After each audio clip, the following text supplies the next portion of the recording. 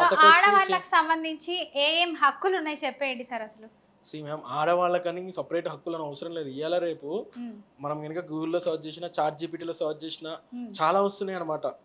In case ఒకవేళ boy friend మోసం చేసిండు అని అంటే రేప్ కేసు ఫైల్ చేయి, లేదు అని అంటే బాయ్ ఫ్రెండ్ మోసం చేసిండు రేప్ కేసు ఫైల్ చేయి, లేదు రోడ్డు మీద ఎవరైనా కనుక కామెంట్ చేసిండు అంటే మోడెస్టీ ఆఫ్ ఉమెన్ కింద కేసు ఫైల్ చేయొచ్చు, లేదు ఒకవేళ కనుక ఎవరైనా కనుక ఇన్స్టాగ్రామ్లో ఎవరైనా ఇష్టం వచ్చినట్లు కామెంట్ పెడితే వాళ్ళ మీద సైబర్ స్టాకింగ్ కింద, అండ్ అదే కాకుండా ఒకటే మెసేజ్ చేస్తూ ఉన్న కామెంట్స్ పెడుతూ ఉన్న వాళ్ళ మీద సైబర్ స్టాకింగ్ కింద, అండ్ అదే కాకుండా సైబర్ డిఫర్మేషన్ కింద కూడా కేసు ఫైల్ చేయొచ్చు. కొన్ని సిచ్యువేషన్స్లో కొంతమంది అంటారు, అరే ఆన్లైన్లో పెడుతూ ఉంటారు, మేకప్ తీసి మాట్లాడు, మేకప్ వేసినా మస్తు వేసినా మేకప్ అని చెప్పి ఇట్లాంటి కామెంట్స్ పెడుతూ ఉంటారు కదా. అట్లాంటి వాళ్ళకి కూడా ఏదైతే సైబర్ డిఫర్మేషన్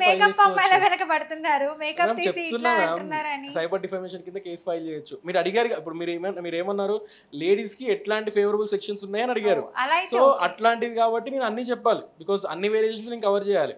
సైబర్ డిఫర్మేషన్ కింద కూడా కేసు అనేది ఫైల్ చేయొచ్చు. అండ్ అదే కాకుండా ఇప్పుడు ఏదైతే ఒక మ్యారేజ్ అయిపోయిన తర్వాత ఇన్ని కేసెస్ ఫైల్ చేయాలి అనేది ప్రతి ఒక్కళ్ళకి తెలుసు. ఎందుకు అని అంటే 498 డివిసి మెయింటెనెన్స్ అనేది ప్రతి ఒక్కళ్ళకి తెలుసు. సో ఇట్లాంటి కేసెస్ అనేది చాలా ఉన్నాయన్నమాట. సో ఈ కేసెస్ ఎవరైనా యూజ్ చేసుకోవచ్చు, ఇక్కడ ఏజ్ లిమిట్ అనేది ఎవరికీ లేదు. సో అలా ఓకే. సో ఇలా ఎలాంటి కేసెస్ అయినా మనం పెట్టడానికి ఒక న్యాయస్థానం అయితే మాకు తోడుంది అంటారు. న్యాయస్థానం అందరికి ఎప్పుడు తోడు ఉంటుంది మ్యామ్.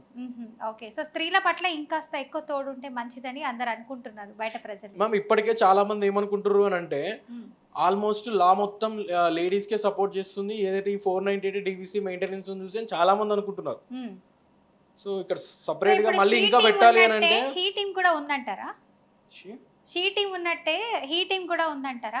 హీ టీమ్ ఏం లేదు మ్యామ్, షీ టీమే ఉంది. ఓన్లీ షీ టీమే అంటే మీరు ఓన్లీ ఆడవాళ్ళకే ఉంది న్యాయవేదిక, అదే న్యాయస్థానం అని అంటున్నారు. మరి అబ్బాయిలకు కూడా లేరా? అబ్బాయిలు కూడా అమాయకులు ఉన్నారు కదా చాలా మంది. అబ్బాయిలకి అమాయకులు అంటే వాళ్ళకి పెళ్ళైన తర్వాత ఆటోమేటిక్గా పెళ్ళని చేతులు నలిగిపోతూనే ఉంటారు కాబట్టి సో నో ప్రాబ్లం మ్యామ్. ఎప్పుడైనా ఏ అమ్మాయికైనా అమాయకులే కావాలి.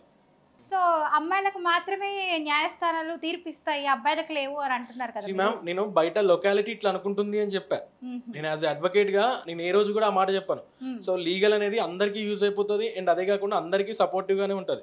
సో ఇప్పుడు ఏదైతే నేను చాలా మంది అన్నారని చెప్పా కదా, 498 డివిసి అన్ని ఆడవాళ్ళకి ఫేవరబుల్ గా ఉన్నాయి, మగవాళ్ళకి ఏ ఫేవరబుల్ గా లేదు లా అనుకుంటారు. అదిగోండి మళ్ళీ మీరు మగవాళ్ళకి ఫేవరబుల్ లేదు అంటున్నారు, అందరికీ సమానమే అని అంటారు. మళ్ళీ చెప్పింది అంటే మ్యామ్ అందరికీ ఫేవరబుల్ గా లేదు అందరు అనుకుంటారు, బట్ ఇక్కడ ఏదైతే ఉందో లా అనేది అందరికి ఫేవరబుల్ గా ఉంటది. ఓన్లీ ద థింగ్ 498 ఒక్కటే అమ్మాయి పెట్టలేస్తుంది. హస్బెండ్ తో ఏదో గొడవ అయిన తర్వాత మెయింటెనెన్స్ అనేది అవసరమైతే హస్బెండ్ కూడా ఫైల్ చేసుకోవచ్చు. డివిసి అనేది అవసరమైతే హస్బెండ్ వాళ్ళ మదర్ తో ఫైల్ చేయించచ్చు కోడల మీద. సో ఇట్లాంటివి చాలా ఉన్నాయి.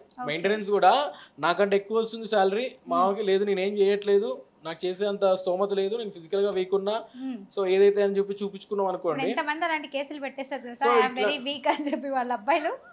సో ఇట్లాంటి సిచ్యువేషన్ లో వాడు ఫైల్ చేసుకోవచ్చు, ఇక్కడ నో ప్రాబ్లం. ఓకే.